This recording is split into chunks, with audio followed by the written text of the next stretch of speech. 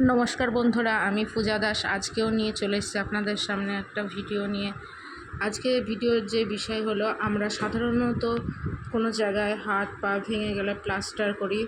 প্লাস্টারের একটা সময় থাকে ৪৫ দিন, কিছু প্লাস্টার থাকে ২১ দিন। তো আমরা প্লাস্টার করার পর যেভাবে থাকি সেটা থাকতে থাকতে সেইভাবে অভ্যস্ত হয়ে যাই। তারপর প্লাস্টারটা কাটার পর আমরা ভাবি যে হাতটা আস্তে আস্তে এখন ব্যথা আছে, ব্যথাটা ঠিক হয়ে গেলে আবার আগের মতো হয়ে যাবে। সেটা যারা ভাবে সেটা একদমই ভুল, কারণ প্লাস্টার খোলার পর সেটা স্বাভাবিকের তুলনায় একা একা কখনোই আসে না। অবশ্যই সেটার জন্য আপনাদের ফিজিওথেরাপির কাছে যেতে হবে। সেই বিষয়ে আজকে আলোচনা করব। আজকে যে পেশেন্টটা আপনাদের সামনে দেখাচ্ছি, এই পেশেন্টের হাতের এলবো জয়েন্ট, ওই এলবো জয়েন্টটা ভেঙে যায়, জয়েন্টটাতে আঘাত হয়, তারপর উনি প্লাস্টার করে রাখে। ওনার প্লাস্টারটা যেখানে 1 মাস থাকার কারণে উনি হাতটা সেই প্লাস্টারের মতনই বেঁকানো আছে। এবার উনি প্লাস্টার খোলার পর উনি আর কোনোভাবে কোনো ফিজিওথেরাপির সাথে যোগাযোগ করেনি। ভেবেছে হয়তো ব্যথাটা ঠিক হয়ে গেলে আমার হাত আবার আগের মতো ঠিক হয়ে যাবে।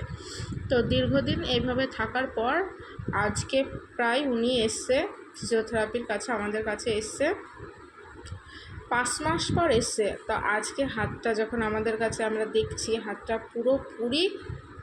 পুরোপুরি হাতটা নষ্ট হয়ে গেছে। আগে ছিল এলবো জয়েন্টের জায়গাটাতে আঘাত, সেটা এখন পুরো জয়েন্টগুলোই নষ্ট হয়ে গেছে। যেমন ফ্রোজেন শোল্ডারের জয়েন্ট নষ্ট হয়ে গেছে, এলবো জয়েন্ট নষ্ট, ওটাও কোনো ওই জায়গাগুলো পুরো শক্ত হয়ে আছে।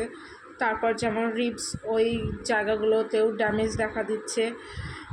পুরো জায়গাটায় আপনারা ভিডিওটা দেখে বুঝতে পারবেন যে হাতের অবস্থাটা কীরকম। পুরো হাতটা একদম শক্ত। তা আপনাদের যেটা আমি বলবো যে আপনাদের হাত ভেঙে যাক, যেটাই হোক না কেন, প্লাস্টার খোলার পর অবশ্যই আপনারা সেটা কখনোই ভাববেন না যে সেটা একা একা নিজে নিজে ঠিক হয়ে যাবে, কারণ কখনোই কোনো কিছু নিজে নিজে ঠিক হয় না। অবশ্যই আপনারা যে কোনো ফিজিওথেরাপিস্টের কাছে যাবেন হাতটা প্লাস্টার কাটার পর, যে আমার হাতটা কোন অবস্থাতে আছে। কারণ কিছু মানুষ এমন ভাবে যে ব্যথাটা ঠিক হয়ে গেলে হয়তো আমার হাত আবার আগের মতো অবস্থায় চলে আসবে, কিন্তু এটা একদমই না। কারণ এটা একমাত্র তার উদাহরণ এটা।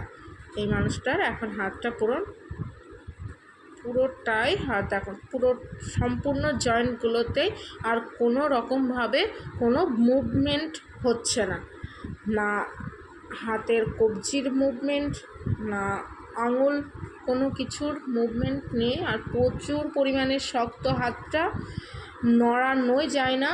আর উনি প্রচুর কষ্ট পাচ্ছে, প্রচুর ব্যথা হচ্ছে। তো আপনাদের কাছে বলবো অবশ্যই আপনারা প্লাস্টার খোলার পর যে কোনো ফিজিওথেরাপিস্টের কাছে গিয়ে এই বিষয়ে একটু কথা বলে নেবেন, তাহলে হয়তো এনার মতো হাতের অবস্থাটা এরকম হবে না। তো আশা করি আজকের ভিডিওটা আমার আজকে এই পর্যন্তই। ভিডিওটা যদি কারোর ভালো লাগে, খারাপ কমেন্ট মন্তব্য না করে দেখবেন, আর ভালো না লাগলে এড়িয়ে যাবেন। রাখছি।